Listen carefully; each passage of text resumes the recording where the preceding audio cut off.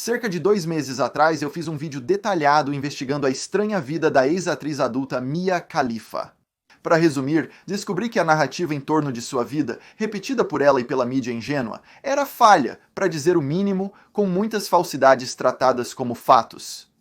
Com o vídeo ultrapassar 1 milhão de visualizações, eu esperava perguntas mais perspicazes nas entrevistas. Fiquei animado ao ver uma postagem indicando que ela apareceria no podcast de Louis Theroux. Sou fã deste documentarista britânico desde a adolescência, e seu estilo influencia meus documentários da vida real até hoje. Ele passar tempo com a Igreja Batista de Westboro ou passando uma semana em uma instituição para criminosos sexuais registrados, com suas frequentes reações impassíveis a indivíduos estranhos, resultou em um conteúdo muito envolvente.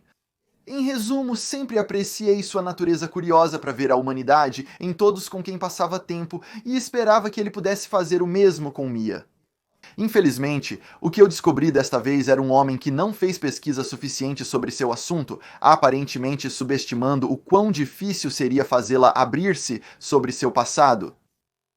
Percebi que o show seria ruim 1 minuto após começar, quando ele deu uma explicação genérica sobre o passado da ex-estrela adulta. Ela chegou na arena pública após estrelar em vários filmes adultos aos 21 anos, embora ela tenha estado na indústria apenas por 3 meses. Essa afirmação é totalmente falsa. Ela trabalhou em um clube de striptease antes de atuar em vários vídeos adultos para o site Scoreland. Depois, mudou-se para o Bang Bros, onde filmou e transmitiu por mais de 1 ano. Entre as filmagens e as transmissões, ela esteve no ramo por mais de 2 anos e meio. Não posso culpá-lo por errar isso, já que Mia diz isso o tempo todo, com o jornalista repetindo sem questionar, enquanto o podcast propriamente dito começa, os dois começam com gentilezas antes de Louis se aprofundar em seu uso atual do site OnlyFans, onde ela posta fotos e vídeos lascivos de si mesma até hoje. Não, OnlyFans. De acordo com isso, você foi o quinto maior ganhador. Qual seria o termo performer influenciador no OnlyFans? Não é nudez, não é performance, não é nada. É apenas uma plataforma que eu uso, semelhante a como eu costumava usar o Patreon.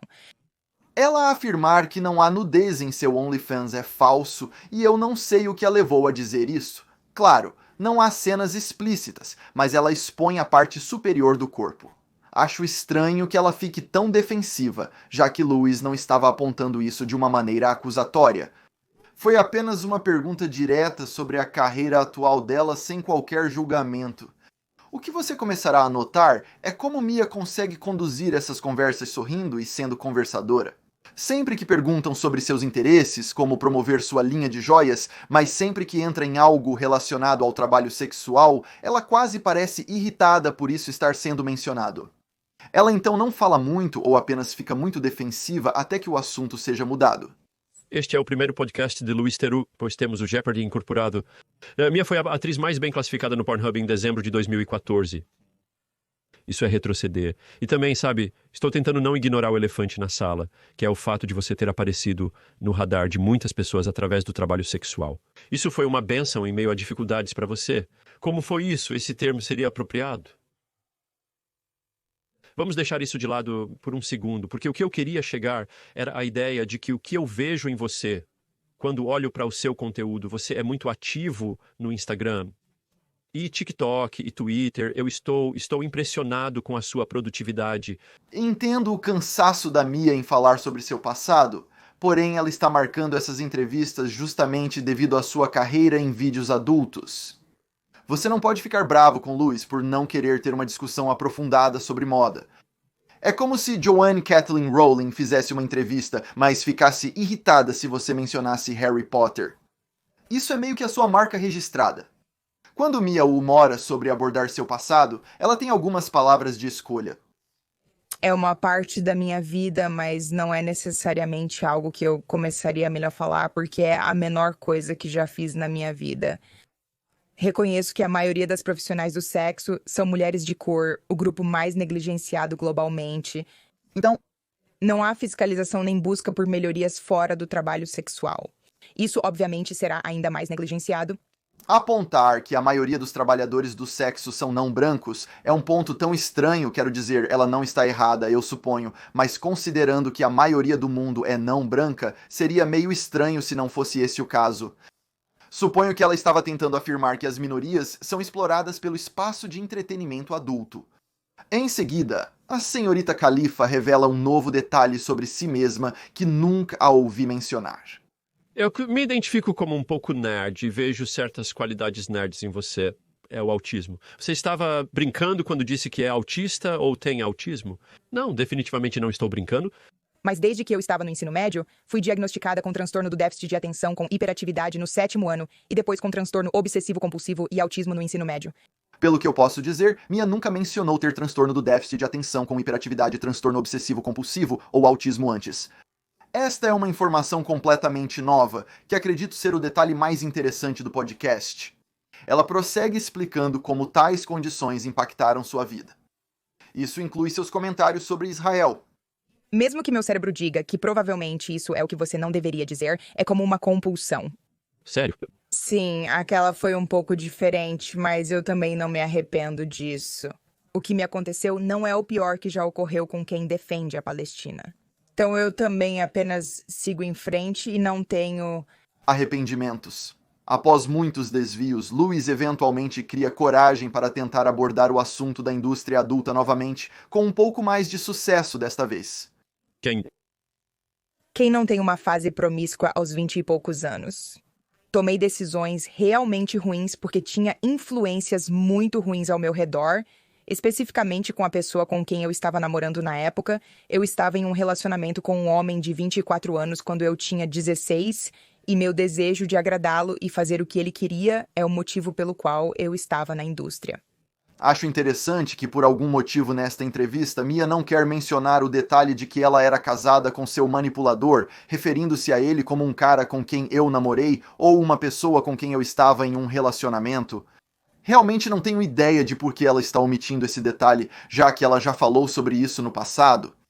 Atribuir seu tempo no espaço adulto como uma fase promíscua, como se a maioria das mulheres tivesse feito algo semelhante, também é muito estranho. Principalmente ao notar que mencionar o fetiche do marido mais velho por esposas bonitas torna a história bem mais compreensível. O que realmente é mais grave, no entanto, é que ela então passa a afirmar que seus vídeos adultos não a catapultaram para uma carreira de sucesso nas redes sociais. Infelizmente está lá para o mundo ver, mas também é uma ótima experiência de aprendizado. Não é algo que eu vejo como, algo que me catapultou. Quer dizer, juro que não quero ser tão confrontador com as minhas reações às declarações dela aqui, mas como diabos ela não sabe que o sucesso dela online é apenas devido àqueles primeiros filmes? Sim, ela se afastou dos holofotes por um tempo depois, mas sua carreira como influenciadora e figura pública gira em torno da repercussão causada pela cena do hijab há uma década. Lewis pergunta a ela quantas cenas ela fez naquele período. Porque você fez apenas 11... cenas ou 11 filmes? Sim. Claro, isso é outra mentira, já que ela fez cerca de 2 vezes esse número. Mas novamente devo questionar por que essa afirmação é sequer perpetuada. Ter feito 11, 12 ou 24 sessões de fotos não muda muito a história dela. Talvez por isso ninguém se preocupe em verificar a veracidade. A senhorita Khalifa faz mais um comentário não solicitado sobre Israel. Você mantém uma contagem de corpos? Não. Você sabe do que estou falando? Eu sei. É uma coisa grande na internet agora. Tudo que sei é que o meu provavelmente é menor que o da Gal Gadot. Tiros disparados? Não, foram esses os tiros que ela disparou. O que é que ela disse? Ela... estava na Força de Defesa de Israel, é um tipo diferente de uma piada muito sombria. Você vê... uma solução de 2 estados como uma piada muito sombria. Você vê uma solução de 2 estados como viável ou desejável? Eles não têm o direito de existir. Para ser justo, quando Lewis dá a ela uma saída, ela admite que acredita que há uma diferença entre judeus religiosos e sionistas da nação de Israel. Mas se você se lembrar dos comentários que ela fez no passado, isso parece ser uma tendência contínua, e eu não sei por que ela sempre traz isso à tona. A última parte interessante deste podcast que gostaria de mencionar é quando Mia olha para trás com tanto respeito ao seu tempo na escola militar interna. Você consegue se ver começando uma família? Mal posso esperar para ser mãe um dia. Mande a bunda deles pra o internato. Eu fui pra um internato.